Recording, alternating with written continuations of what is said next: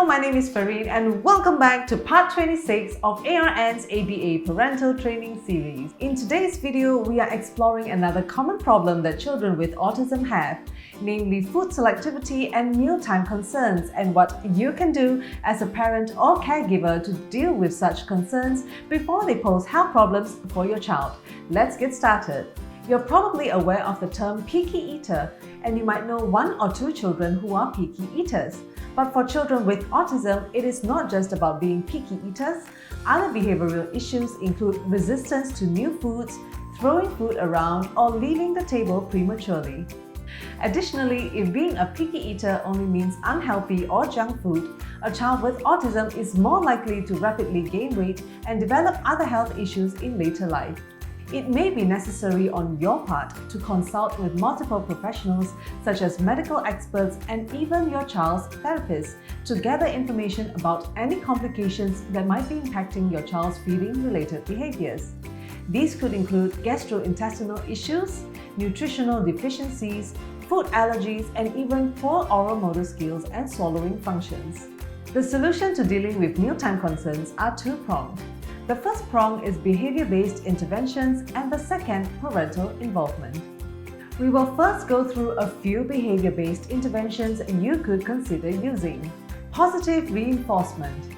Just as we talked about in previous videos, you could use positive reinforcement to reward appropriate mealtime behavior, such as finishing all of their food, thereby increasing the frequency of your child performing such behavior in the future. From there, you fade out the reinforcement until your child can finish their food independently. Differential attention. For this strategy, it involves giving your child attention and acknowledgement when they are eating nicely and ignoring any inappropriate behavior such as throwing food around.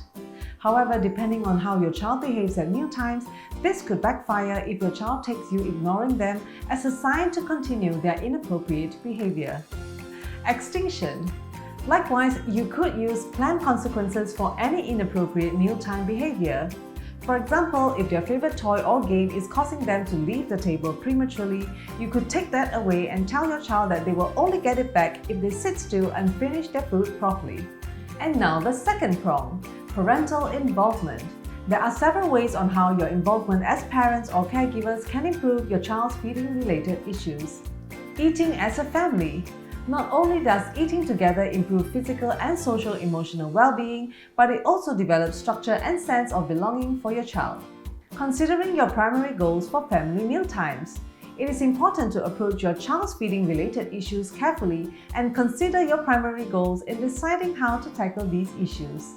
Would you prefer if your child is seated with the rest of the family and engage in quality communication? Or would you rather focus on increasing food consumption and expanding the variety of foods eaten by your child? The idea is to create a plan that is centered on your child's needs at that particular period of time. Always be adaptable and make changes as necessary. Take it one step at a time, no matter how slowly it seems to be progressing, and you will find that you are reaping greater benefits than trying to address all goals at once. And that's it for today's video. We hope you find this information to be beneficial.